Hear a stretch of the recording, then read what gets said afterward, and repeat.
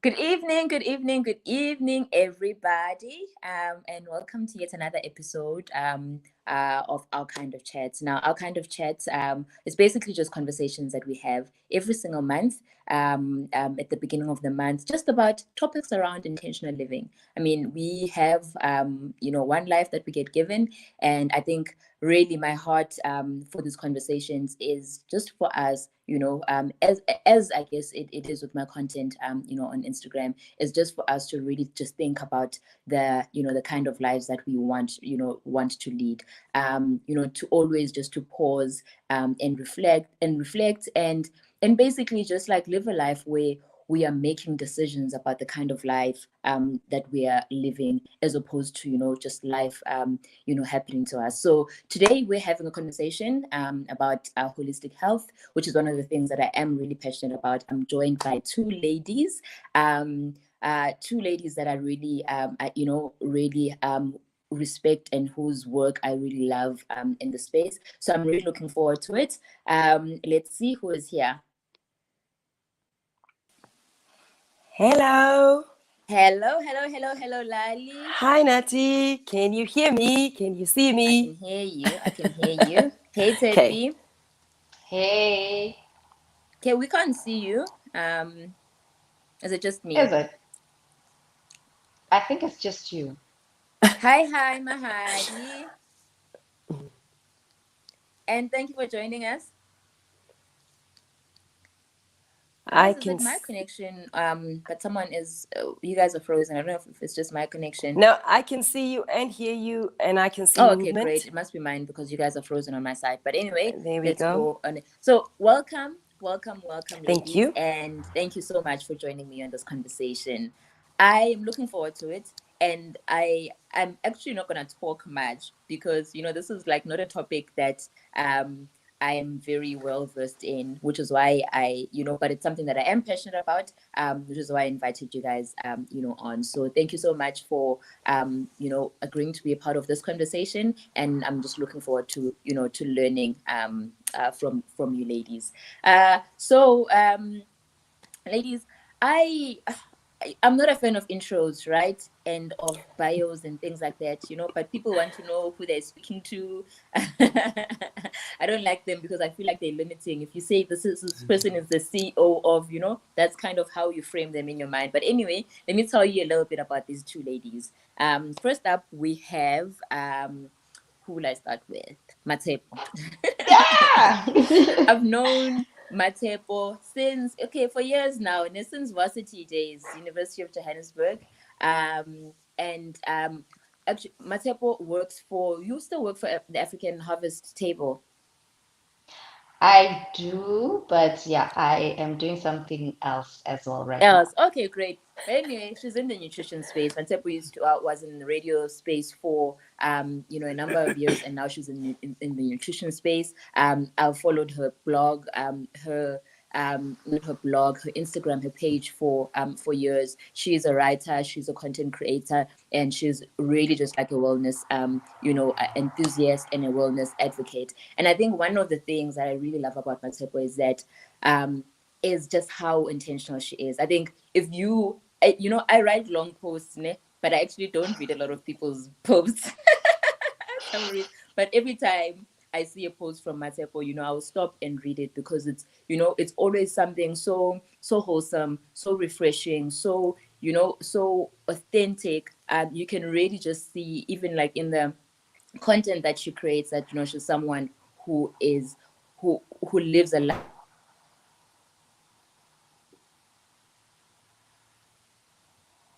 Natty, I think we've just lost her.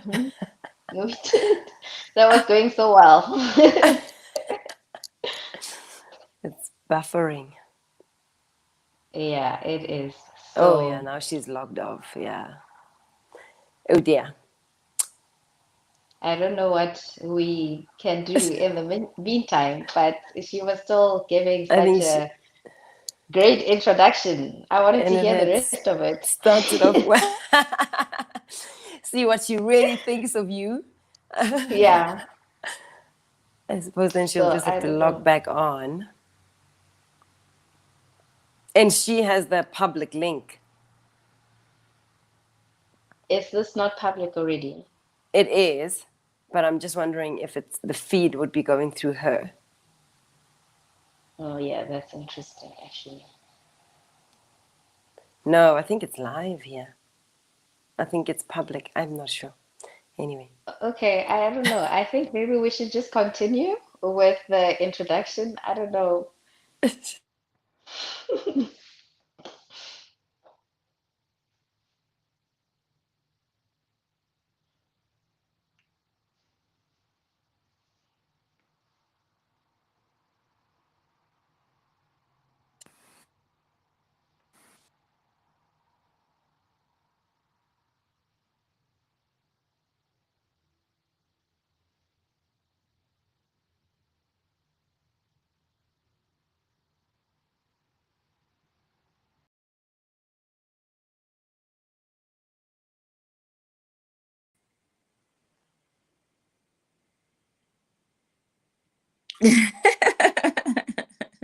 Hi everyone. Wow, I don't know what happened there. Are we back? Can you hear me now? Yes, we are back, and I can actually see you. Oh, guys, I don't know what's happening. I think my Yeah, Wi-Fi it's the might be acting tech. up. I'm off Wi-Fi now, so hopefully, that will be better. Let's just All wait right. for Matshepo. Tippy to get back on. Yeah. Shoo! Wow. Hi everyone. Nali Rato. Bari tell us jokes. It's yo. Yeah, they say it's the devil in the cables when you're trying to get something happening. Oh gosh. Okay, let me introduce Lali while we wait for Tepi to get back on. So Lali is many things. Yep.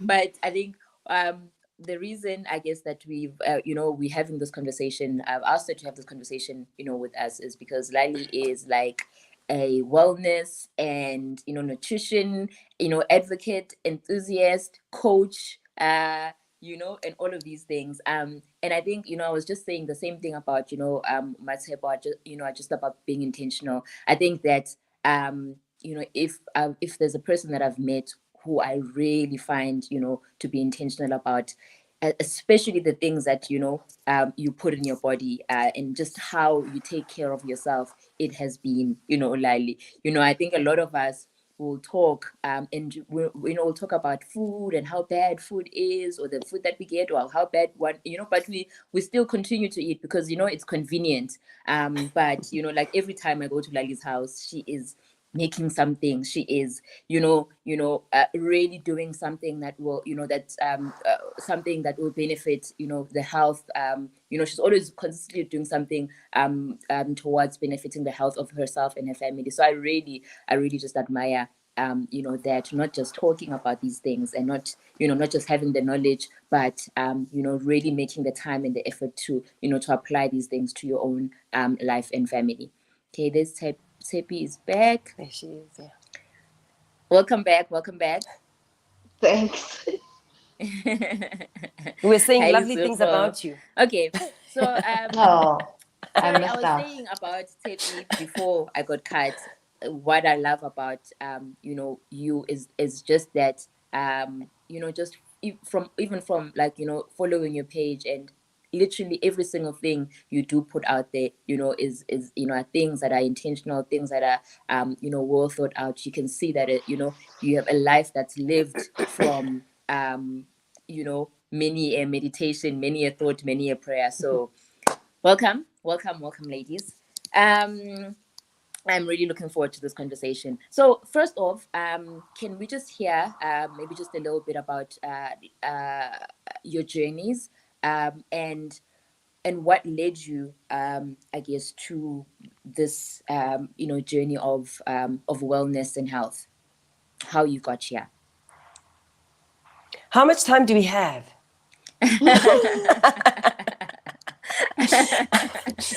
Because once I get started on this, it will be days.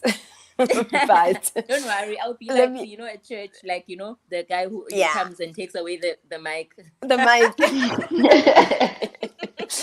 Well, let me kick off and try and really summarize it. But essentially, for me, I have always been interested in health, wellness, nutrition, what we put in our bodies in particular, and also movement and exercise. And it's been a long journey for me, going from when I was a child, and I would always be reading ingredients labels, food labels and food products, trying to figure out what is E number something, well, back in the days there was no Google to find out what exactly these things are, but I've always had an eye for those kinds of things. And over time, my mom also was really somebody who was championing this in the home. And for better or for worse, she was really trying hard to follow the dietary guidelines that were out in the public. And that's what I was doing also, even as I grew and began to have control over my own eating. But over time, I realized that, I need to do more research and find out more about why we eat certain things and why I feel a particular way when I eat something. And that's what I've really walked that journey throughout. In particular, as I've mentioned, my mom, she became a diabetic, unfortunately, several years ago. And I walked the journey with her, trying to figure out what it is that would help her other than just taking drugs. And I went from being a vegan to a raw vegan to everything across the spectrum. And she was coming along with me, trying to find what would work. And I think maybe about 2011, 2012, I discovered the ketogenic diet and intermittent fasting. And I then tried to get her to do that, not very successfully, but, because we didn't have enough information about all of the stuff. But long story short, now a few years ago, she did eventually throw herself into ketogenic eating and intermittent fasting, and has been in remission with her diabetes for, I don't know how many years now, maybe about 5 years or so. I can't quite remember. But, and that has shown me. What does remission mean? That she's that her diabetes is no longer what would be called, like she no longer has diabetes. Medically, Oh, wow. you aren't allowed to say she's cured, so you have to say it's in remission. Yes. Oh, wow. So she is in that space now where she no longer has to take medicine regularly. Only maybe if she eats cake or something, then. But otherwise, she's been coming along. Yeah. Okay, and then incredible. maybe can you tell us a little bit about what you do in the space? You mean the way my dietary approach? So your business. So Okay, so my thing is really more than just nutrition coaching. I'm very much about the whole person. As tonight we're talking about having holistic health. So I'm very much about the fact that I am a physical being, and I have a mind, and I have a soul, I have a spirit, and all of those things together must work together as one unit. I look at myself, I look at people as one whole unit, and I don't like to compartmentalize and say that, well, I am doing this for my physical well-being and I'm doing that, something else, which is probably clashing with what I'm doing for my physical well-being. I'm doing that for my spirit. I like to look at people holistically, and that is really the service that I've been offering about for the past 2 years, very casually, and have now finally tried to formalize it quite recently, where I've been consulting with friends and friends of friends and family and trying to get them to recognize that they themselves are a whole person. So although I put myself out as a health coach, it is really just a shorthand for health, wellness, mental well-being, so I like to see it all together as a package of being a life, to be doing life transformation, helping people with life transformation. Yeah. Okay. All right. Cool. Thank you. And Tepi, what about you? What does this journey look like for you, and what basically led you here? Sure.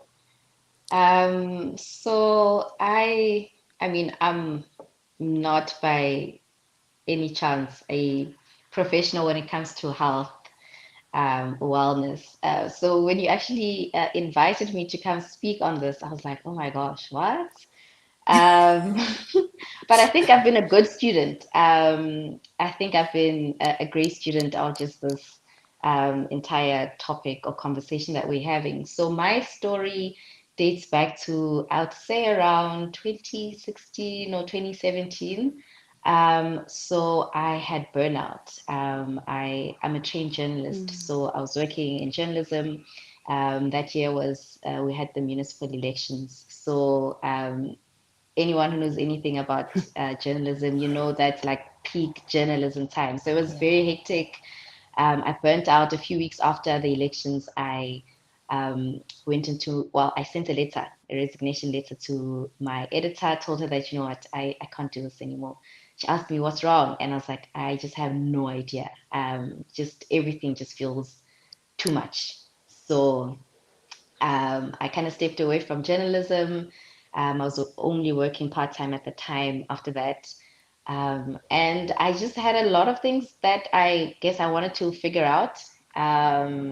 Couple of months after that, I fell pregnant, didn't know, only found out when I was in the doctor's room and they were telling me that I have an ectopic pregnancy. So I'm kind of like fast forwarding, but somehow I think all of that, in high school, I struggled with acne.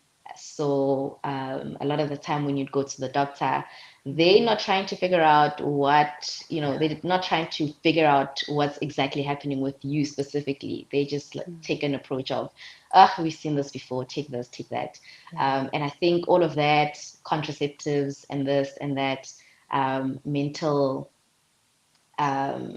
mental issues, I'd say all of that just led me to a point where I was just having all these health issues, just one thing after the next. So from that year, I had an ectopic pregnancy, then I had miscarriages. Then at some point, I was diagnosed with a benign brain tumor. So it was just one Sure. thing after the next, Wow. after the next, after the next. And I think at some point, I didn't know the kind of magnitude of the decision I was making, but I just decided that, you know what, I'm done taking all these hectic medication for my skin. I'm just gonna Sure. leave it. I'm just gonna leave it. And then when I started reading up on stuff, I started, finding out that actually the body can heal itself, Yeah. which is not something that we're told. So Sure. I was just very interested in this, concept of the body can heal itself. So what do I need to do to support this body as it heals itself? And I think that, I guess, in a way, became my journey. I started documenting it, sharing it with people, because I was also kind of seeing results. Mentally, I didn't know at the time, but when I went off my contraceptive, I realized that it was affecting my mental health. It was Mm. affecting me physically. It was affecting me in a lot of ways that I guess even now I will never know. But yeah, that's kind of where my journey started, and I guess why you invited me here.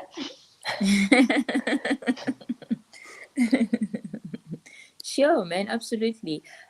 So, Atepi, how would you define health, or what is for you like the ideal picture of health or Sure. wellness? Um, yeah, a wellness. I think for me, it's knowing yourself, knowing your body, knowing what is good for your body, how your body, listening to your body, how it reacts to certain things, and kind of just tailor making solutions for yourself. There's always these diets and things that we hear and read about that intermittent fasting works for this person, and I mean, sure, I'm sure it does, but for example, I've tried intermittent fasting and I haven't experienced any of the results that people speak of. But that's not to say that it doesn't work. It definitely works. But we can only learn from others. And I think for me, wellness is going on a journey of figuring out what works for you and what doesn't. And yeah, and just living from that place of constantly adjusting, because also it changes. What Yeah. wellness meant for me 5 years ago is totally different to what Amen. it means right now. Yeah. Lali, you've kind of already touched on it a bit, I guess, in your introduction. But do you have anything, to add on there in terms of what health, looks like, what the ideal picture of health is to you? I think for me, Matsepo has really put it well. She said earlier that she's a student, and I think that's for all of us, and to take into account that we are students of our own bodies, actually. And nobody is going to know your body physically, your mind, your emotions Sure. more than you yourself. And it is going to be a constant journey of bringing in other people, whether that is health coaches such as me, conventional doctors, whether your own family, bringing them all along on a journey for you to walk.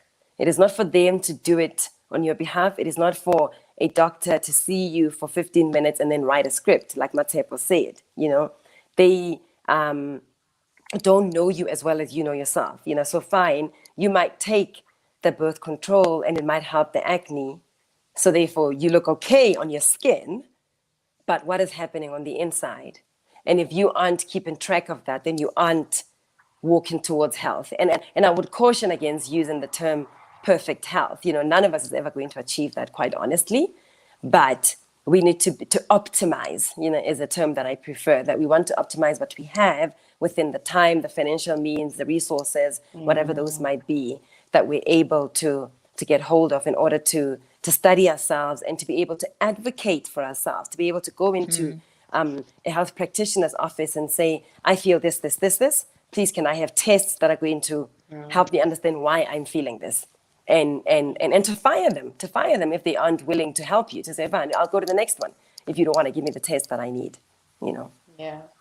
Yeah, sure. Yeah, that's really good. I mean, I love, I guess, what both of you are saying, just about it being a personal, journey of figuring yourself out, being a student of your own body. Because I think for a lot of us, you don't have that perspective, because we don't have a lot of information. So when something is wrong with you, you don't know what to do with it. And we're not taught to figure things out, right? Well, if I have a headache or if something is sore, the first thing is, you call your doctor to find out, what's happening. But that we I guess we're not we don't grow up, we haven't grown up being taught to to kind of study and figure our own bodies out, so that we know what's happening in our bodies. So that's really really great.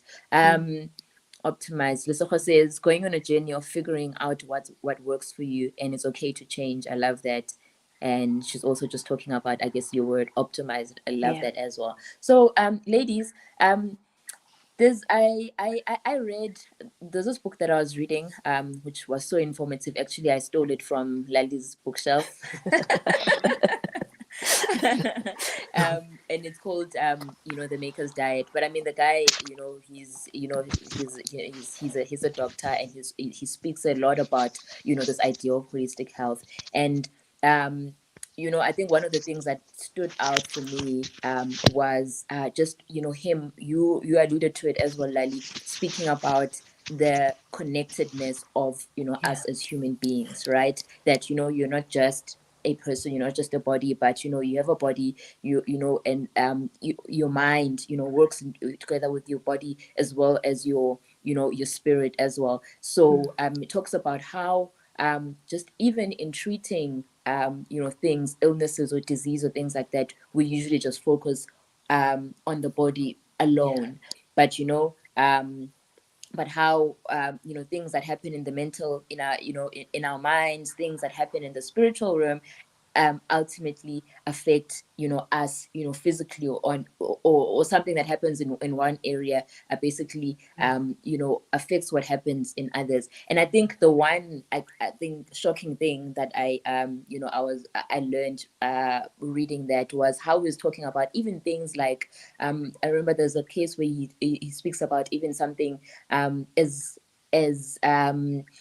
something like unforgiveness, for example, how we don't think that these things that happen in our hearts or minds can actually affect us physically. But he speaks about, and I can't remember if it's unforgiveness or but something like a heart issue, where he actually scientifically explains how having something like unforgiveness can actually end up affecting you, physically. I think it was, I can't remember. I think it was the kidneys or something. But he writes a whole thing about how that affects us physically, and then though when we go to the doctor, that will just treat our symptoms or what we're showing, physically, and you treat your symptoms, but then you end up having a chronic illness or disease because the root of the issue, which is heart issues or what's happening in your mind or what's happening spiritually or whatnot, has not been resolved. I really love to hear, I guess, more about this and interconnectedness, and what your guys' views on it, or what your experience has been.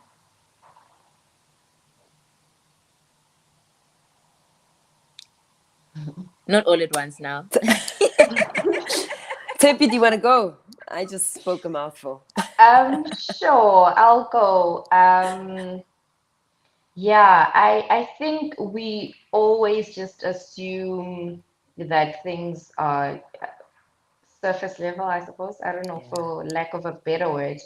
But I guess with myself, a lot of these things I'm learning in retrospect when I look back, to my tumor, for example.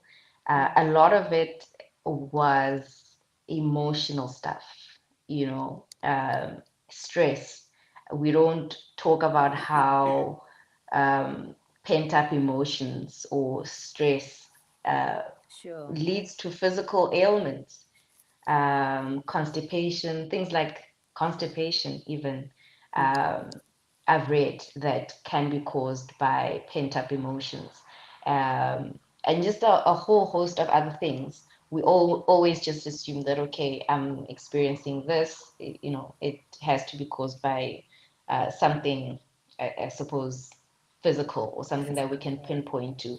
But a lot of the time, things do start in the emotional or the spiritual realm, and then only eventually manifest themselves in the physical. So yeah, I don't know.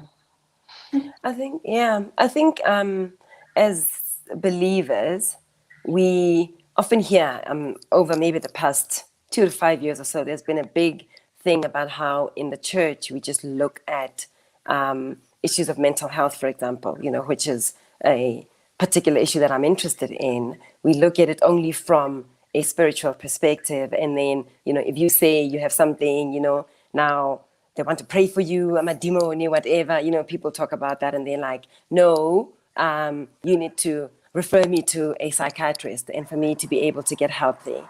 And the thing is, again, we're looking at things in very binary, mutually exclusive ways instead of recognizing that you are a whole person.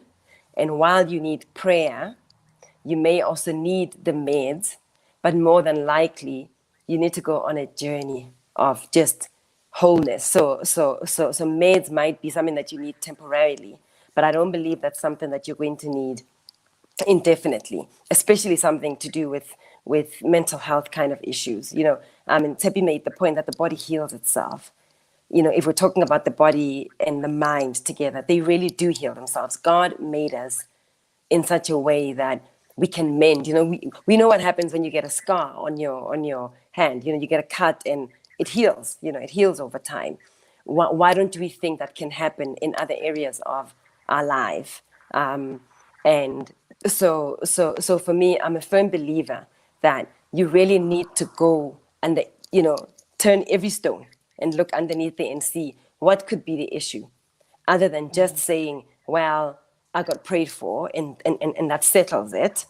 And then you continue to have the same problem, and then it affects your faith, it affects how you relate to the church, to God, or going and taking a pill, which, whether we like to hear it or not, they have a long list of side effects that are going to affect you for a very long time.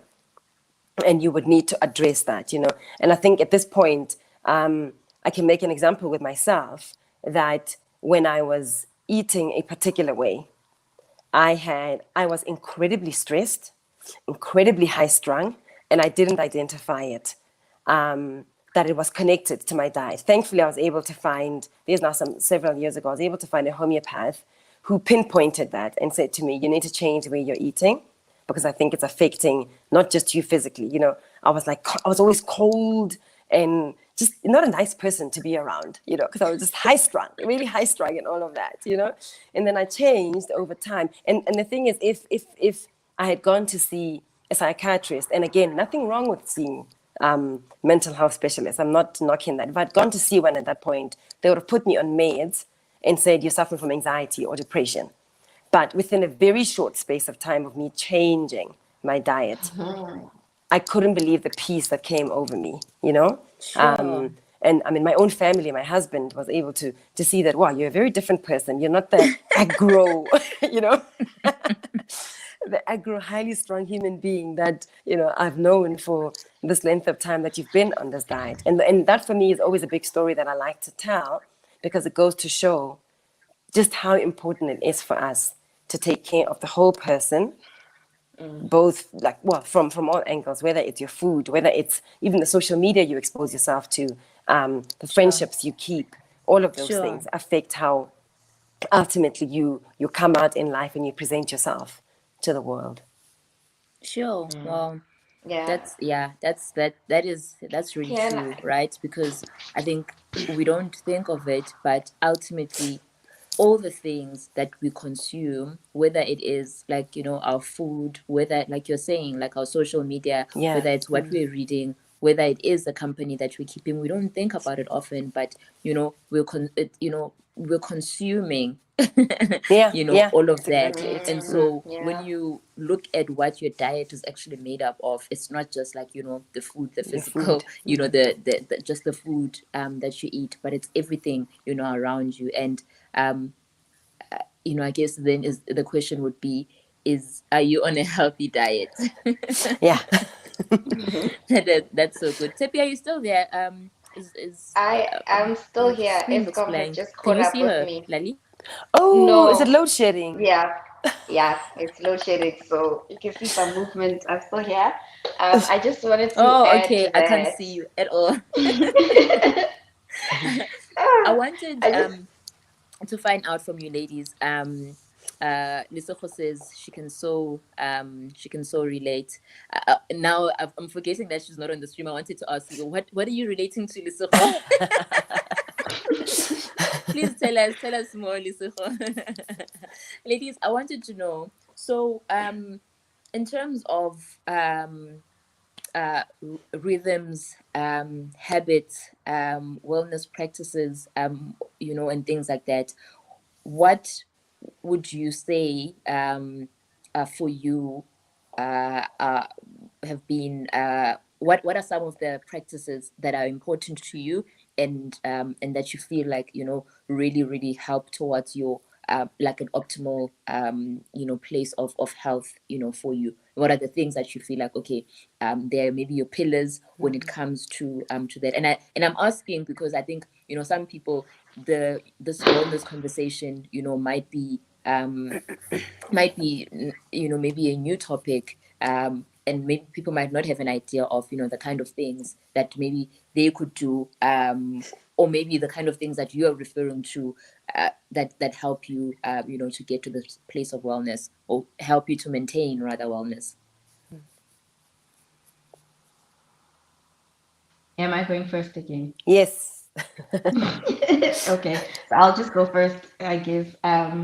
So I think, like Lali mentioned earlier, that, sometimes in your journey, you might need to take mental pills for your mental health, and maybe only for a certain period.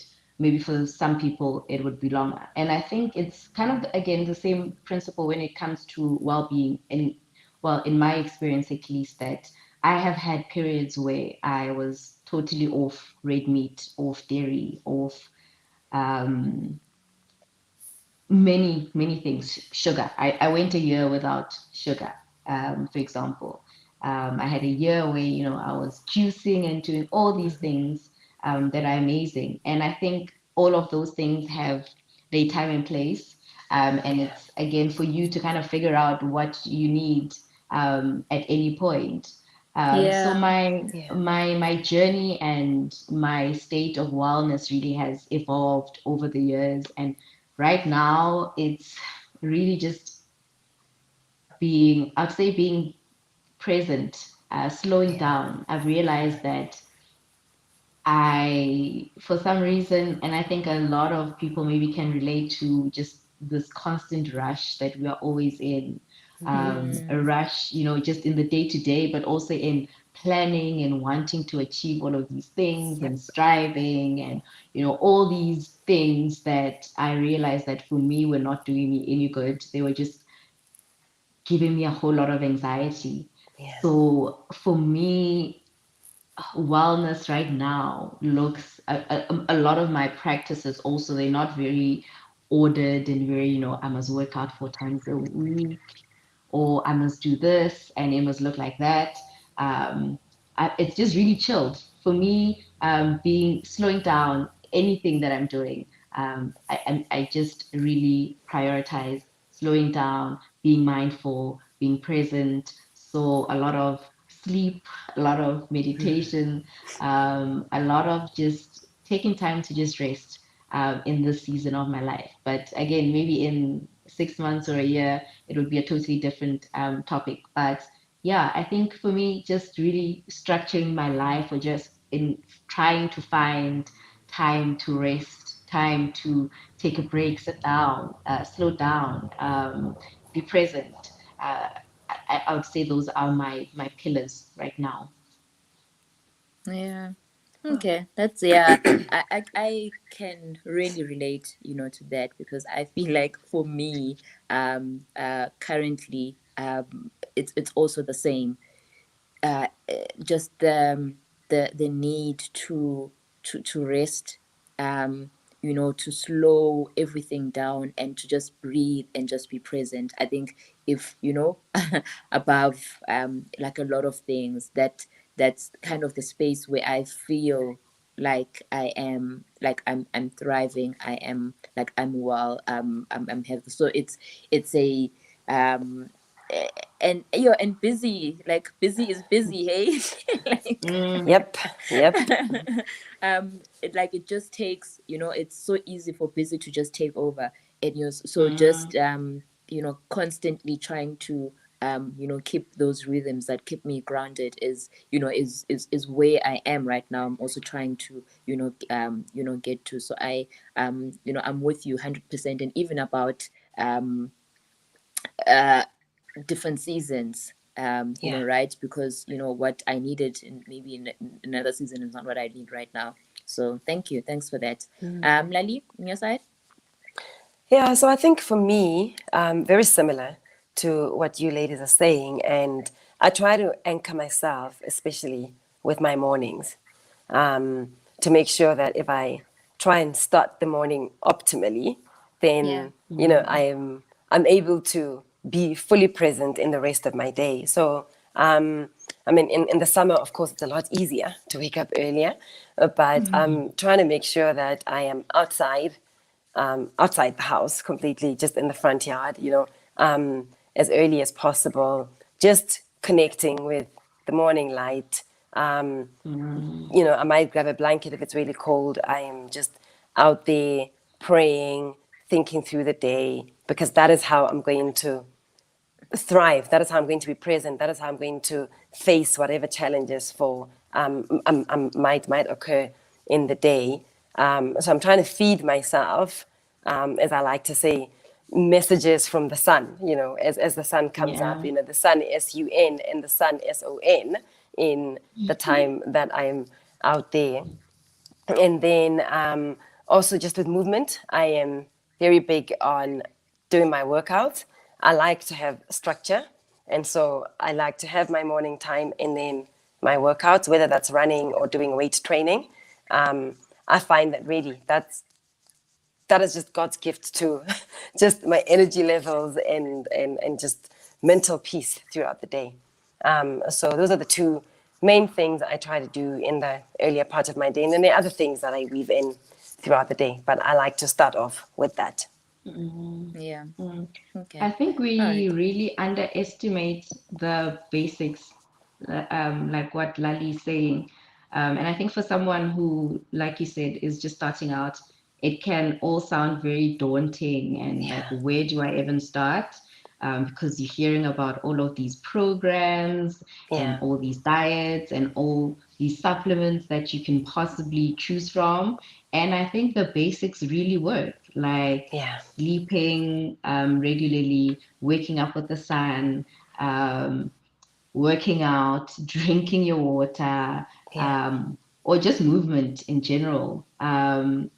Those basics, if you can even just get those right, they will just affect other areas as well. We really And the thing is, underestimate Tippy, that. they're also free. Well, at least most of them are free or cheap, you know. Just waking up is free. It's hard, but it's free. You know,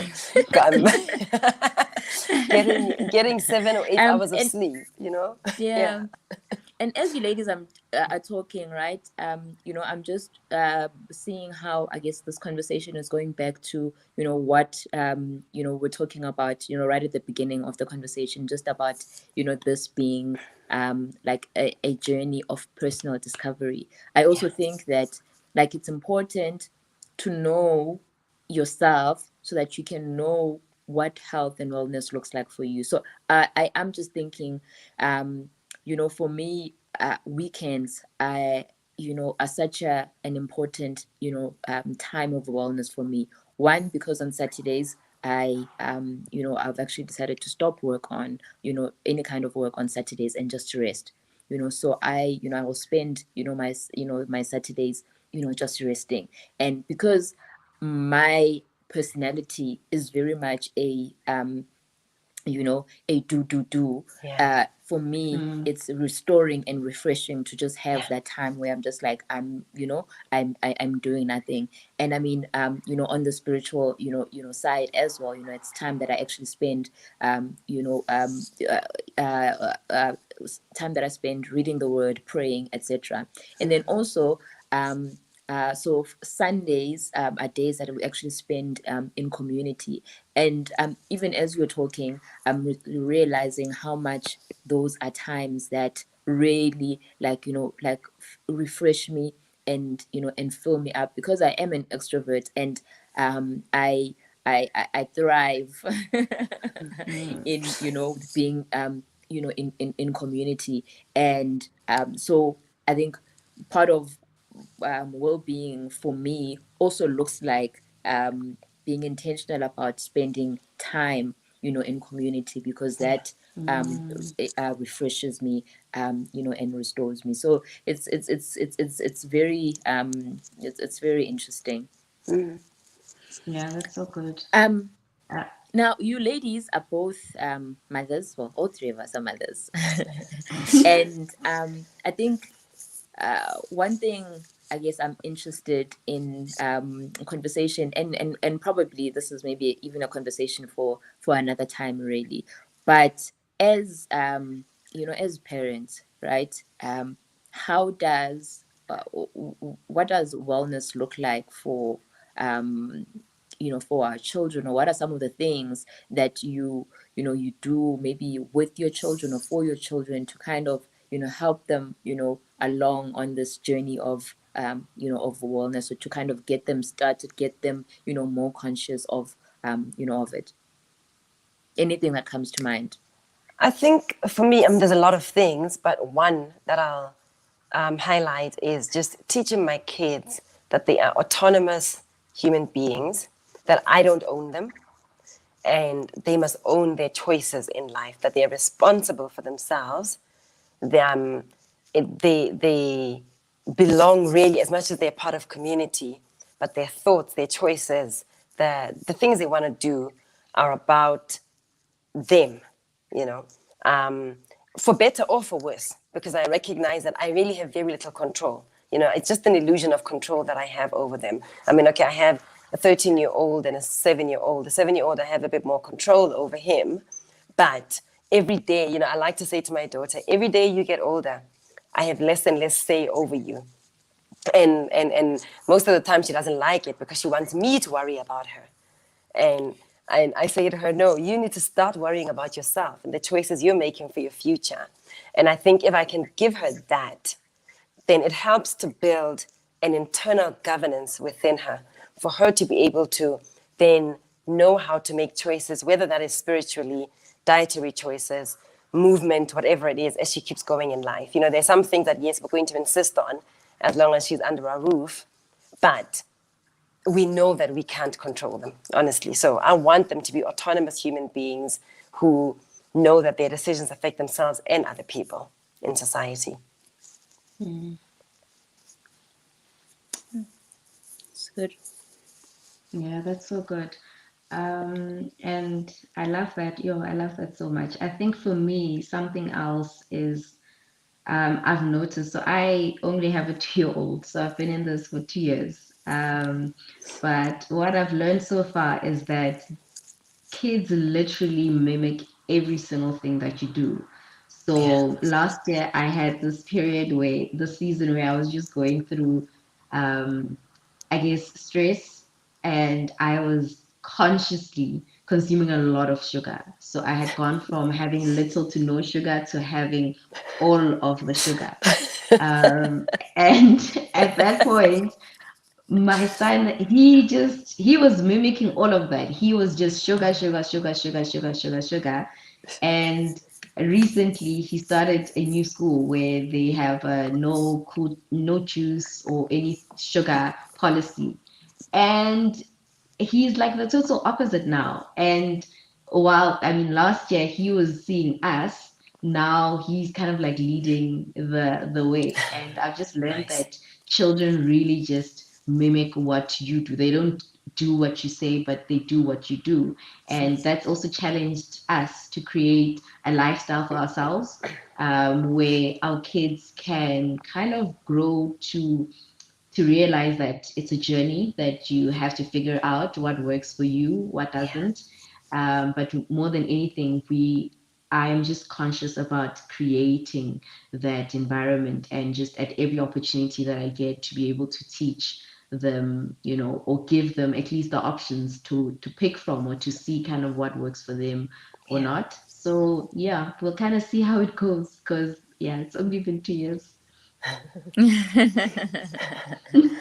Yeah, I think for me sometimes this parenting thing can feel a bit overwhelming at times, because well, being responsible for people others, and for making decisions for people's lives, because in a lot of things I'm still figuring things out. I don't have things figured out.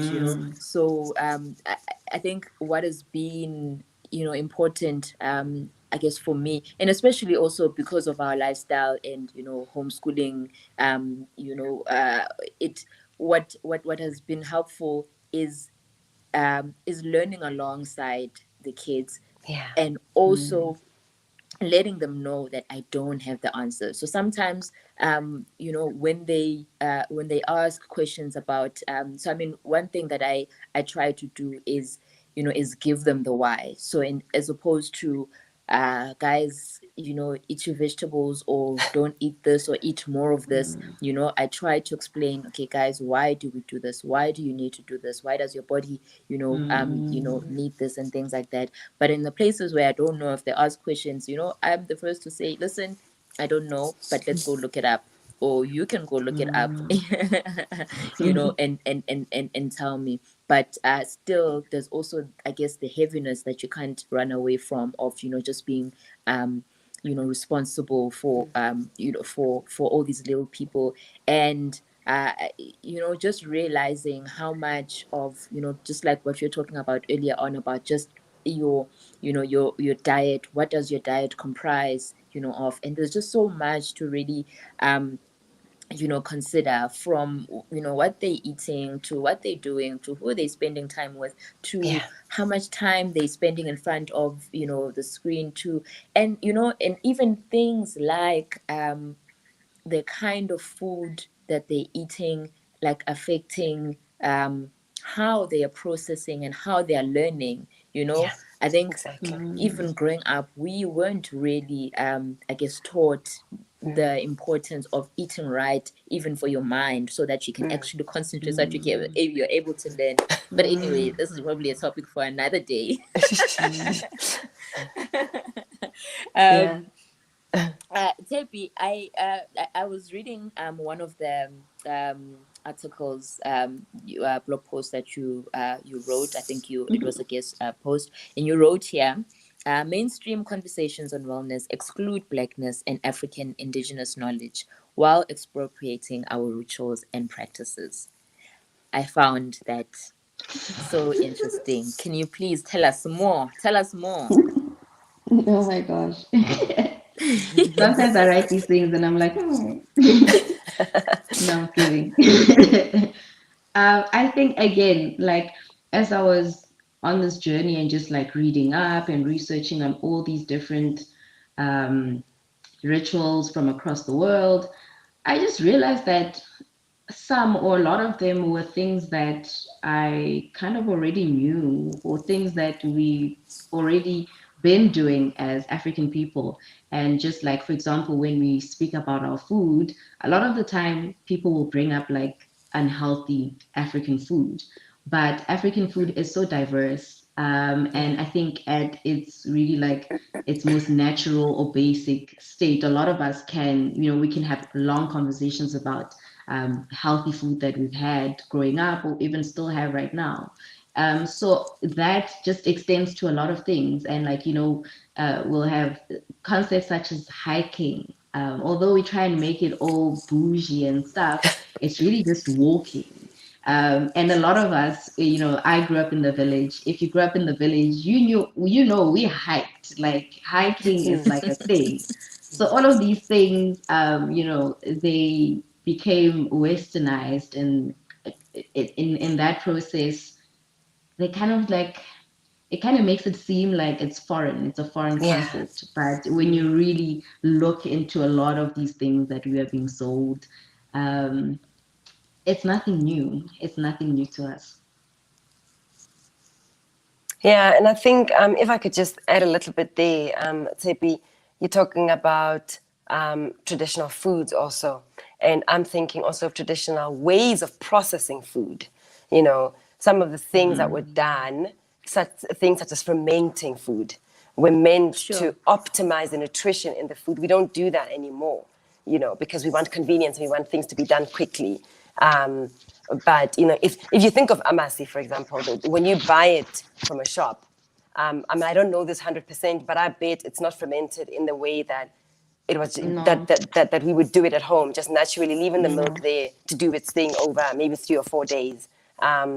In the factories, they're just churning it out within hours, right? And then you're talking about even hiking, and I'm thinking how we moved, and we still do in the rural areas, distances for functionality. We weren't just leaving aside our life and then running away to Magaliesburg for a hike. We moved those long distances because it was functional, part of what we were doing. Functional. So there was a lot of purpose to it. Nothing wrong. I'm not at all knocking the hiking in Magaliesburg. I've done it, And the thing is, we live a life now where it's not easy to just walk long distances like that. But that is another way that we kept so healthy and so strong in our bodies, that we ate well-processed foods and we moved for functionality. Sure. Yeah, that is so good, and I think it is generally I think an issue that we sometimes have as Africans, where we idolize, or we hold up to a higher standard, other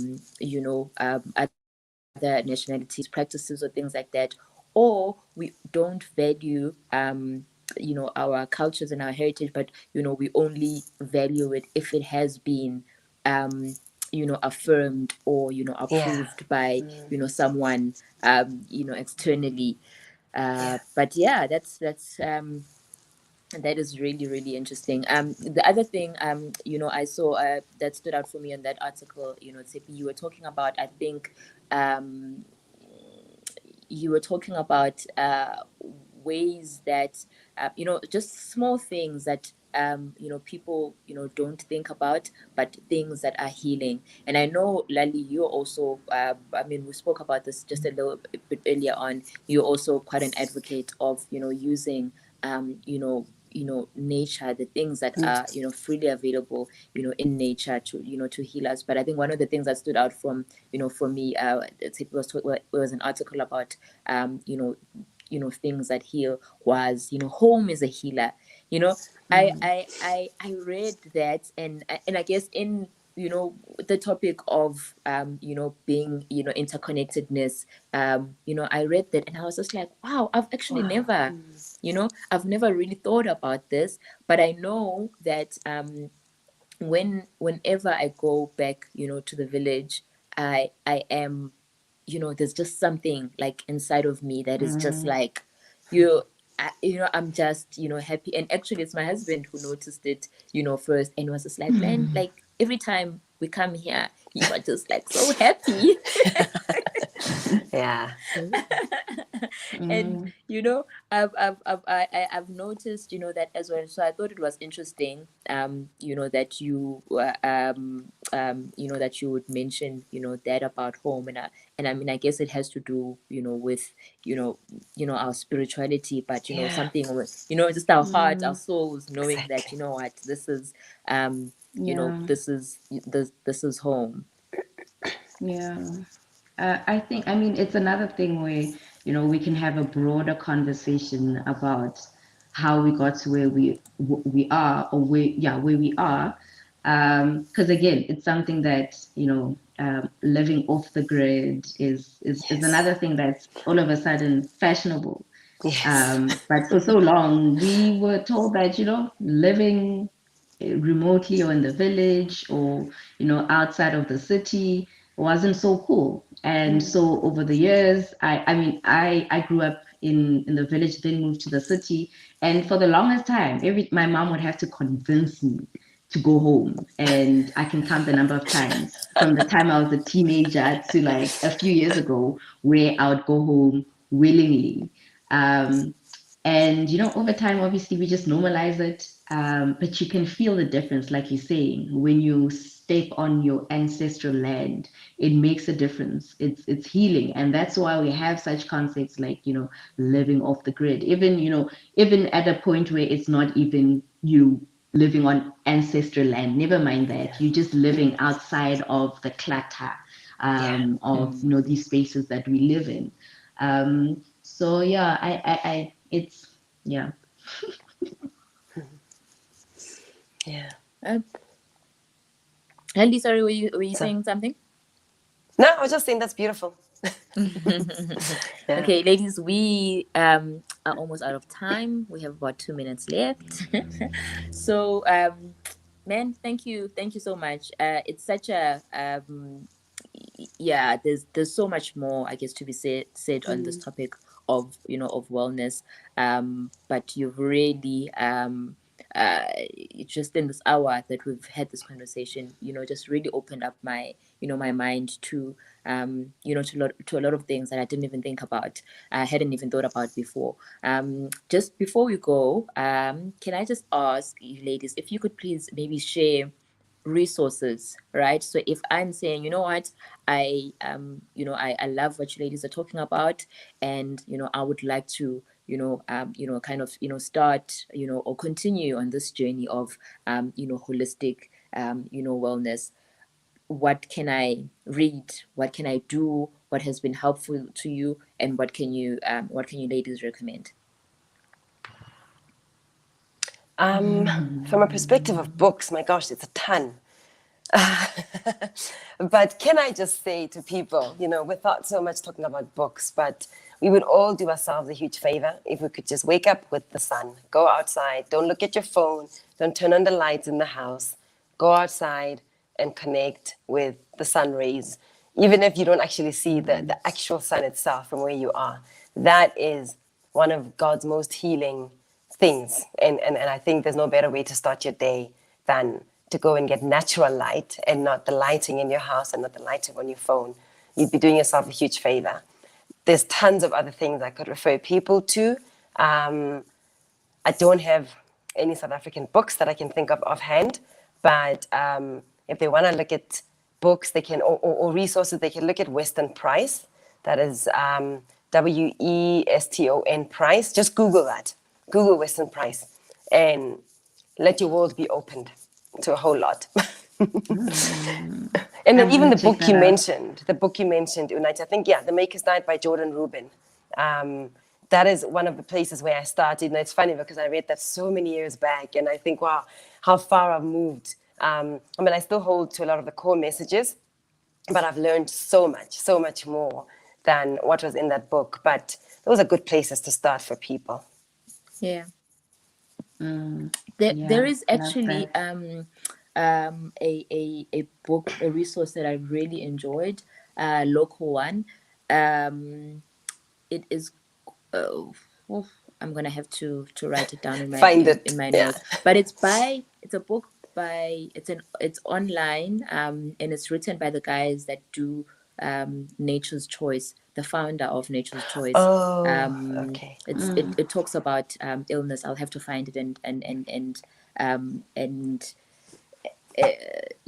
just share it maybe on my Facebook, but I on my Instagram. But I found that book to be so helpful in it because I also want to know the why. So they explain it says something about illness. No More Illness. No More Illness is the name of the book. No More Illness. And basically just explains the reason why we get so sick, and it's basically just from a lot of it, I guess, is just from the food that we consume. Just like Tshepi was talking about earlier on about just constipation.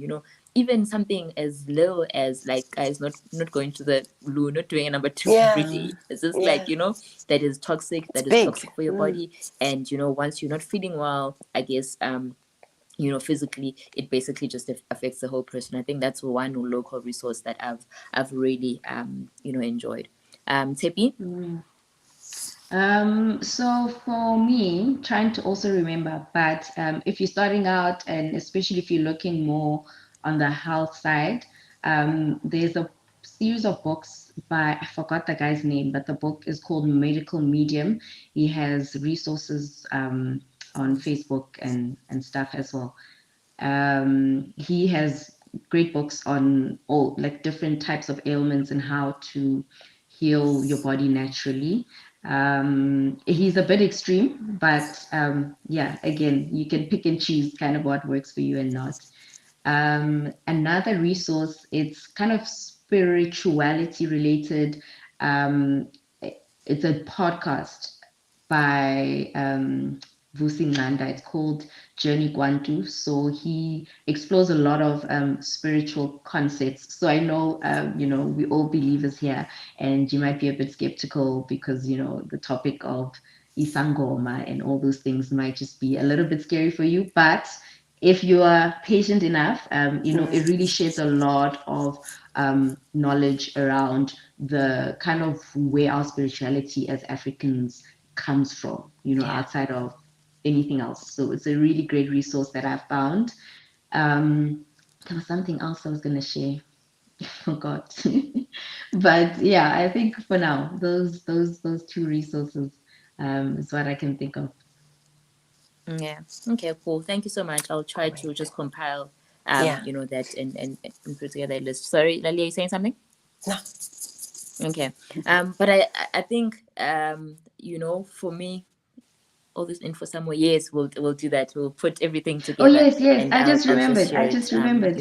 On my Instagram. I think one of the things for me, one of the biggest things that is that stood out for me from this entire conversation is just that idea of this whole health and wellness being a personal journey. One, just those two words, personal. That it's an individual. Wellness for me might not look the same as wellness for the next person. And I guess secondly, journey of just discovering and knowing yourself, knowing what kind of a person you are, knowing what brings you peace, what brings you joy, and what are the things to also even look out for. Like I was saying that I know for me because I'm that busy type of person. Those are the things that I need to kind of, rein myself, in. So those are the two, I guess, things for me that have kind of really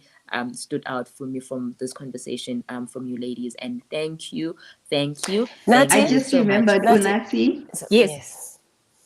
Yes, I just remembered the other resource, especially for women, is a book called A Woman Code by Alyssa Vitti, and it speaks about the concept of cycle syncing, and it's incredible. Yes.